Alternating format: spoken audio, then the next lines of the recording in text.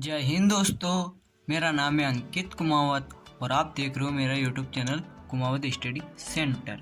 आज मैं आपको इस वीडियो में कक्षा 10वीं विषय हिंदी के सबसे महत्वपूर्ण प्रश्न बताने वाला हूं, जो बोर्ड परीक्षा 2022 में पूछे जाएंगे।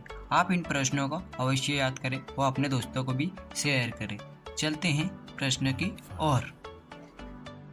अपना पहला प्रश्न है, गोपियों द्वारा उदय को भाग्यवान कहने में क्या व्यंग निहित है?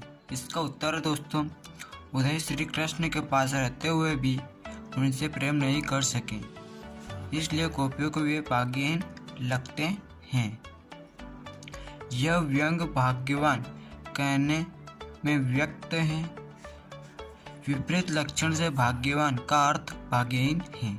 अब अगला प्रश्न देखते हैं। अगला प्रश्न है, गोपियों ने किन किन उदाहरणों के माध्यम से उदय को बुलाने दिए हैं? इसका उत्तर है, गोपियों ने कमल के पत्तों, तेल की गागर, कड़वी ककड़ी आदि उदाहरणों से उदय को बुलाने दिए हैं। वे श्री कृष्ण से प्रेम न कर पाने वाले उदय को भाग्यहीन मानती हैं। अगला प्रश्न देखते हैं। अगला प्रश्न है, गोपियों के अनुसार राजा का क्या धर्म होना चाहिए? इसका उत्तर है, गोपियों के अनुसार राजा का धर्म प्रजा की हित का पूरा ध्यान रखना होना चाहिए। प्रजा को किसी प्रकार से सताना नहीं जाना चाहिए। राजा का दायित्व तो प्रजा की भलाई का ध्यान रखना है। अगला प्रश्न देखते हैं।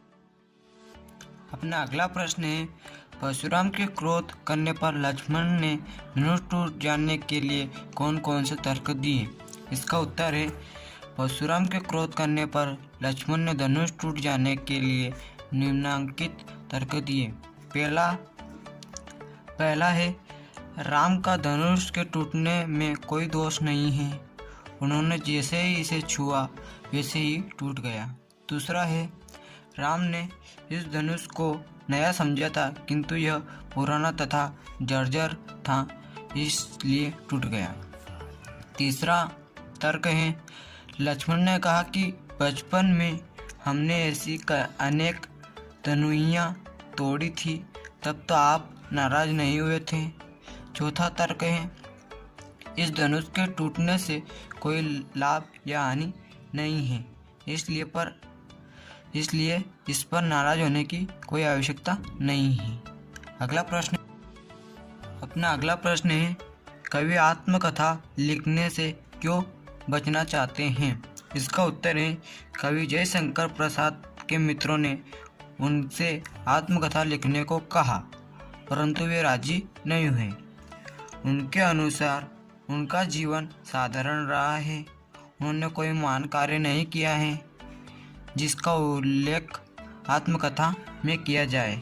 उनका जीवन दुखों और आघातों से पूर्ण रहा है, इसलिए आत्मकथा लिखकर वे उन दुखों को याद नहीं करना चाहते हैं।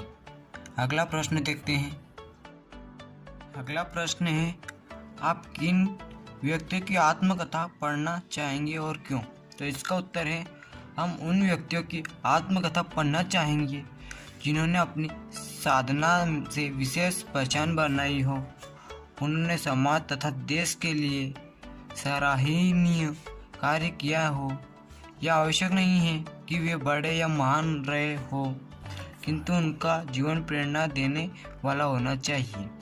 बहुत बार साधारण व्यक्ति भी अपनी लगन से उत्कृष्ट कार्य कर देते हैं। प्रेरणा देने वाली आत्मकथा पढ़ना हमारे लिए हितकर होगा। अगला प्रश्न देखते हैं। अपना अगला प्रश्न है, कवि की आंख फाल्गुन की सुंदरता से क्यों नहीं हट रही है? इसका उत्तर है, फाल्गुन मास में प्रकृति का सौंदर्य अपने चरण पर है। पेड़ पौधे पत्तों से लदे हैं, चारों तरफ रंग बिरंगे फूलों की शोभा बिखरी है, भीनी भीनी सुगंध सभी ओर से आ रही है। प्रकृति की सुंदरता इतनी मनोरम है कि उससे कवि की आंख हटाना नहीं चाहती हैं। अगला प्रश्न देखते हैं। अपना अगला प्रश्न है, माँ को अपनी बेटी अंतिम पूंजी क्यों लग रही है? इसका उत्तर है, बेटी माँ के सर्वाधिक निकट होती हैं, वही उसके दुख सुख की साथी होती हैं। माँ के दुख में बेटी ही सहारा बनती हैं। यही कारण है कि माँ को अपनी बेटी अंतिम पूंजी लग रही है। अंतिम पूंजी ही दुख में काम आती हैं। आज के लिए इतना ही। अब मैं अगली वीडियो में आपको इनके आगे वाले प्रश्न बताऊंगा।